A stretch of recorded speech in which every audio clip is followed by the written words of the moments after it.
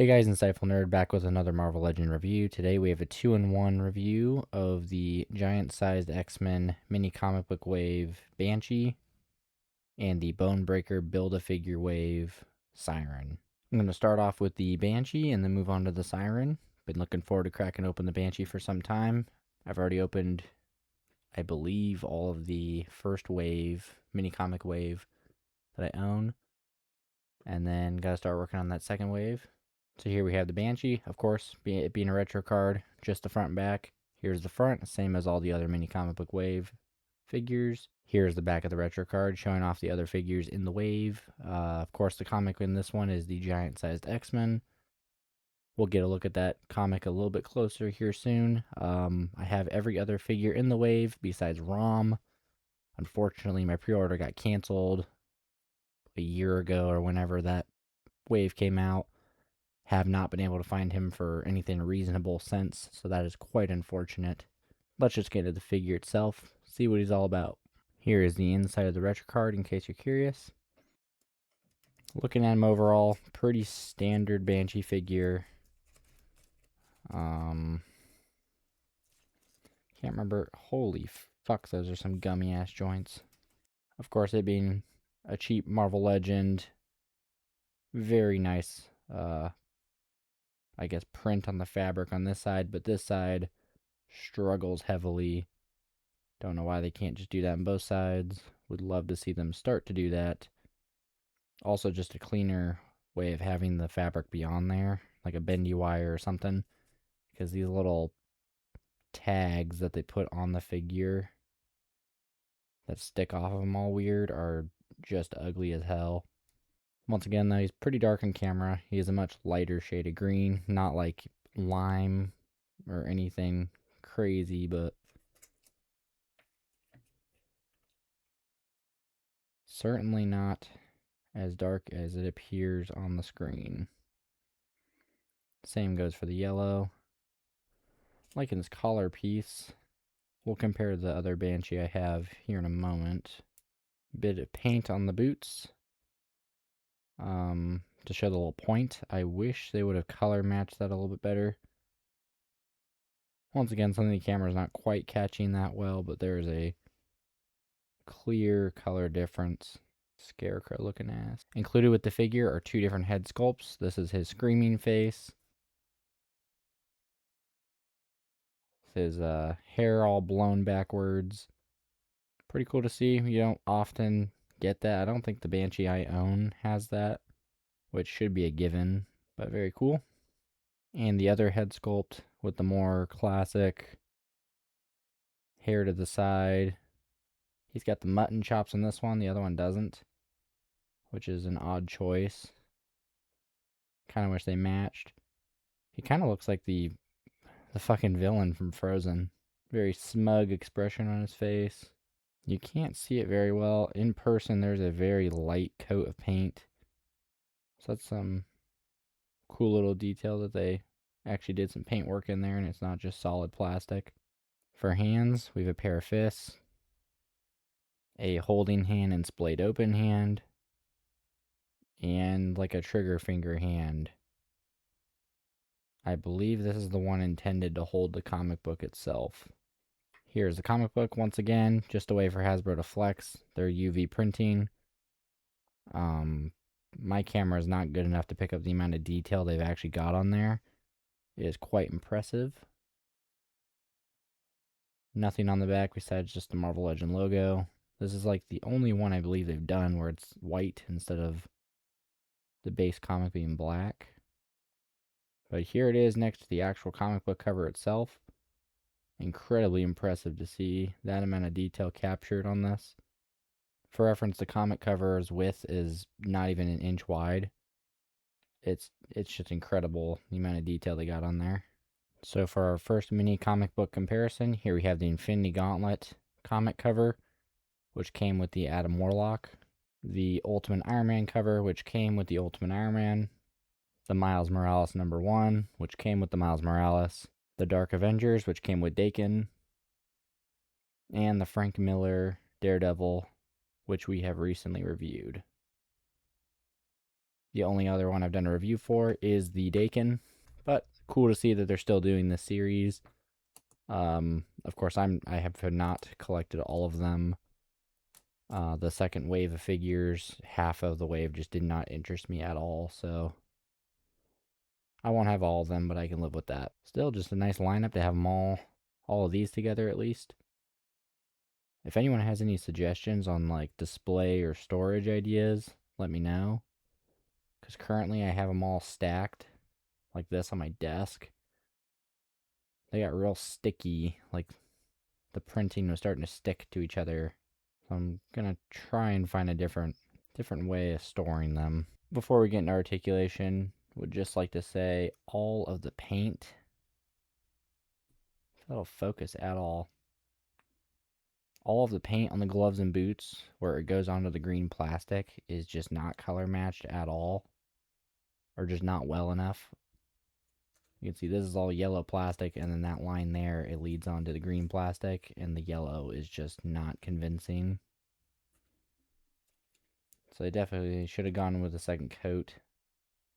It's a lot worse on that side. Anyways, for articulation, arm only goes up about that high. It can go up higher, but then it starts to really stretch on this, and I feel like it's going to rip that middle section off. So the wings are the only thing restricting it. The joint can move a slightly further up. Got a butterfly joint in there. Elbow bends that far. Thigh cut. Leg kicks that far forward. Only about that far back before you have to start going all crazy. Damn, Marvel Legends needs to up their game with joints. Almost all of these fucking figures recently have had the gummiest joints. Like, you can just see it. It's like, I could just rip the leg off right now if I wanted to. There's a boot cut, which is cool. I love that for articulation. But when there's a character that has boots like these, it just does not work for me. Because then you abruptly break up that immersion that the little bit of paint is trying to cause, and it just does not look that good. Ankle pivot, wrist pivot, ab crunch that far forward, that far back. Pretty impressive. Can't remember. I think this is the Vulcan body. It is all pinless. So pinless arms and legs. That's cool to see. Collar's a molded in piece. Head goes that far back. That far forward. Got a little waist joint in there. Love to see it. So yeah, overall pretty solid articulation. The wings do hinder some movement though, which is not great to see. This guy's coming in about 6.5 inches tall. We will do comparisons for all of them at the end. Let's get into the Siryn now. So here we have the Siryn. Once again, she is from the Bonebreaker Build-A-Figure wave. I picked her up because she was cheap. I believe from Target when I was pre-ordering the Weapon X. Very cool figure to see though. Here's the front of the box, side of the box showing some artwork. The other side the exact same. X-Men logo on the top. A large piece of artwork on the back as well as the read-up. And it also shows the Build-A-Figure and the other figures in the wave. This is a Build-A-Figure I have zero interest in fully collecting. I do plan on getting at least the Vulcan itself. Maybe as a custom. It's a pretty good base body to customize. The Sabretooth I thought about getting, but then I saw the one with the Wolverine 2-pack. I think I'll go for that one. I do have that Wolverine. I will get to that review at some point, probably next month, from the looks of things. Anyways, let's just crack this open.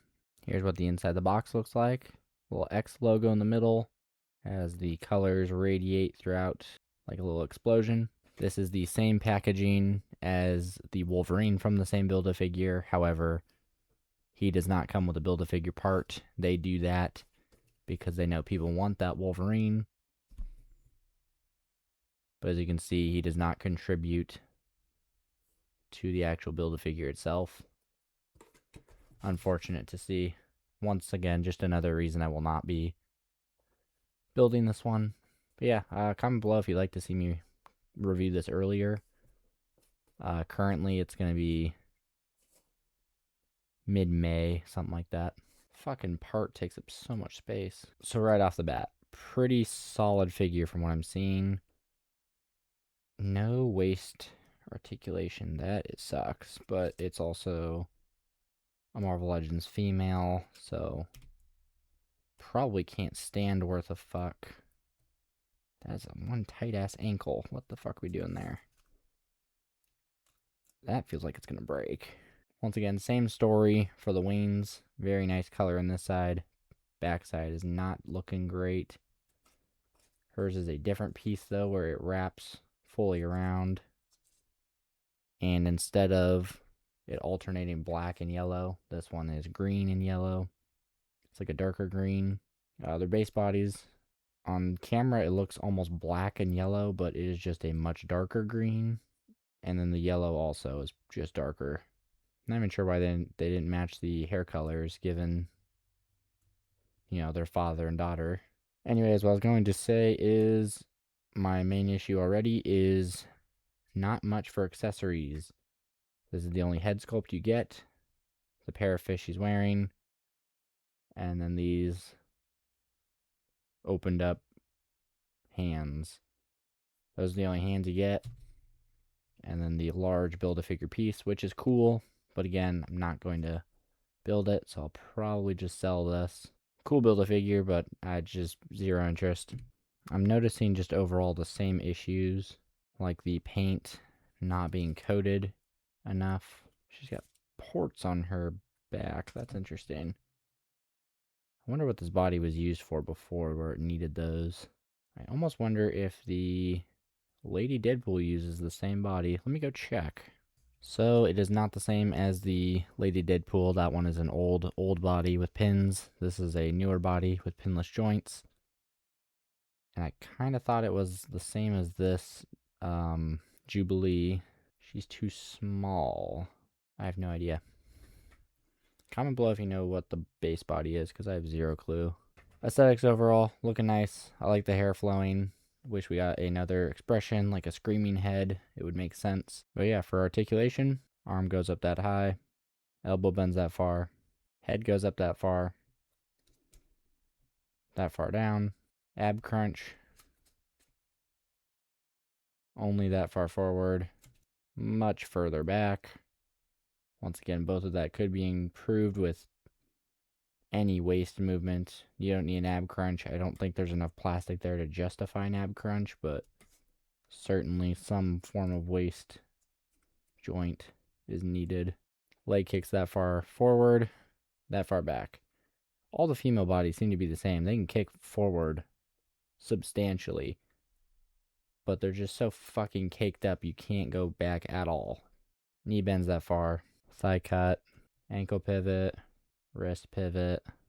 The cuffs on her boots are a separate piece, and I don't believe are glued in. If they are glued in, they're not done very greatly, because I'm able to slide them around. I'm assuming they just pushed them on there until it was firm. Same story with the little wrist cuffs. Okay, can you stand up, or are you going to be like the rest of them? Holy shit. These fucking ankles never seem to work. I got to fucking hold you, dude. God damn it. Well, as per usual, gonna have to hold her up. She's standing at basically 6 inches tall, 6 1/4 if you include the hair. For a first comparison, here we have the two figures with each other. Father-daughter combo, looking nice. Costumes matching. I like her wings much better, the way they fold back like that. Helps hide the fact they don't really print the backside of the fabric, because most of it's covered up by the front of the back, if that makes sense. Versus this, where the backside is just completely unbearable. Also, with hers being attached at the wrists and in her arms, there's no ugly tabs like this one has. So that's another benefit, is you can just pop off her wrist and her arms and get rid of this entirely, and you have a base body to work with, versus this, where you have to saw off all of these little plastic tabs, and then you're still left with nubs that you have to sand down. It's a whole ordeal. Here we have Banshee with Banshee. This was from the 3-pack. I can't remember what version of the team. I have the whole team. I just cannot remember what they are. Both of them have the same head sculpt Of course, the mini comic includes that screaming head. This one, I don't believe, did. So that's an improvement. Base bodies are the same. I am noticing the 3-pack one has a bit more paint on the hair.